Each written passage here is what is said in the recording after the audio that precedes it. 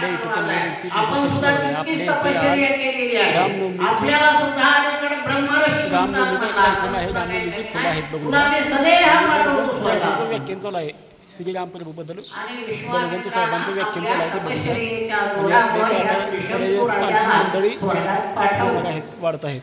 स्वर्गात तिथे इंद्र होता. त्यानंतर आती नावाचा राजा होऊन गेला. त्याच्यानंतर अग्निदेवी नावाचा राजा रामाचा नातू होऊन गेला. परंतु रामवंश म्हणून हा वंश ओळखला जात नाही. हा ओळखला जातो मनुचा वंश, सूर्याचा वंश, इक्ष्वाकूचा वंश आणि रघुचा वंश. मग हे आपल्या घराण्यात सुद्धा एक दोनच माणसं असतात. मग आपण सुद्धा बसल्यावर मिळते म्हणजे या वंशात सुद्धा सगळेच राजे चांगले झाले का?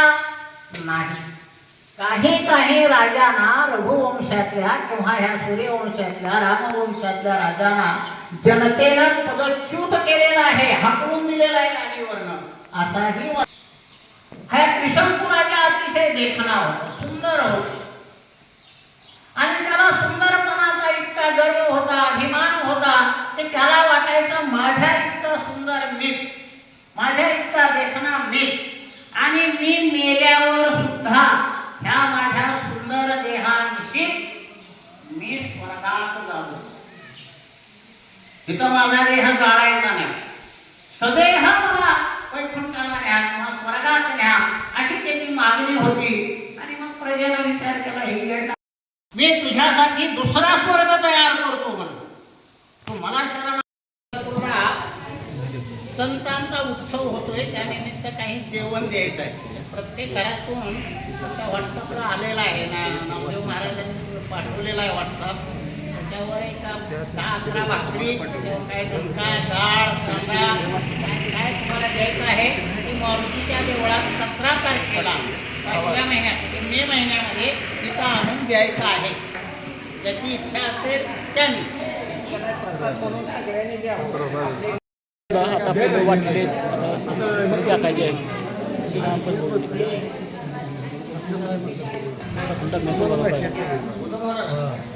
जय राम जय जय राम, ओम श्री राम जय राम जय जय राम, ओम श्री राम जय राम जय जय राम, ओम श्री राम जय राम जय जय राम, श्री राम जय राम जय जय राम, श्री राम जय राम जय जय राम, श्री राम जय राम जय जय राम, श्री राम जय राम जय जय राम, ओम श्री राम जय राम जय जय राम, ओम श्री राम जय राम जय जय राम, ओम श्री राम जय राम जय जय जय राम, श्री राम जय राम जय जय राम, श्री राम जय राम जय जय राम, श्री राम जय राम जय जय राम, श्री राम जय राम जय जय राम, ओम श्री राम जय राम जय जय राम, हरी विठ्ठल श्री नामदेव तुकाराम, पंढरीनाथ भगवान की जय, माऊली ज्ञानेश्वर महाराज की जय, जगद्गुरु तुकाराम महाराज की जय, सुपार्वते प्रभु रामचंद्र महाराज की जय, पवन पुत्र हनुमान की जय.